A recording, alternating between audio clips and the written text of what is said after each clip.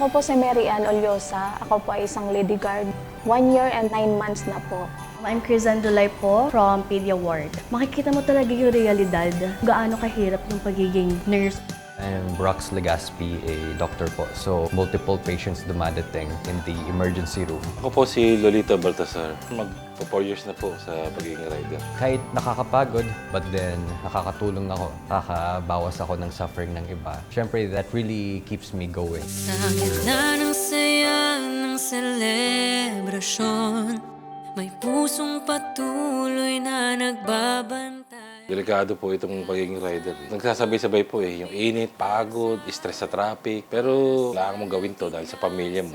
Pag nandun ka na, parang hindi mo na mapapansin yung oras sa sobrang daming gagawin eh. Tapos parang sasabihin mo na lang, okay, igapang natin to, onti na lang. Tapos mag-e-exit ka pa din. Masaya at malungkot din dahil nalayo ako sa pamilya.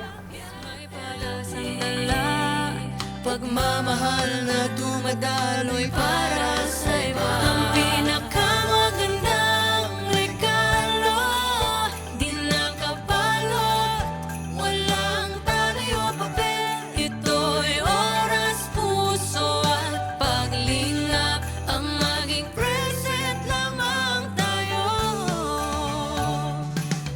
Magiging present, magiging present, magiging present lamang tayo. Bawat tahanan may kwentong sakripisyo. Sa bawat yakap may pag-asang dala. Sa bawat alaga, iwas pinsala. Sa pagkalinga, nagiging pamilya.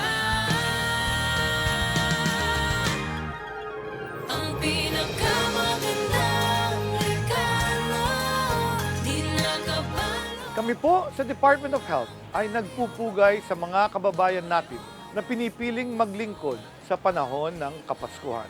Saludo kami sa mga manggagawa na very present sa paglilingkod anumang okasyon. Ang inyong sakripisyo at pagmamalasakit ay tunay na yaman at sandigan ng kalusugan. Magiging present.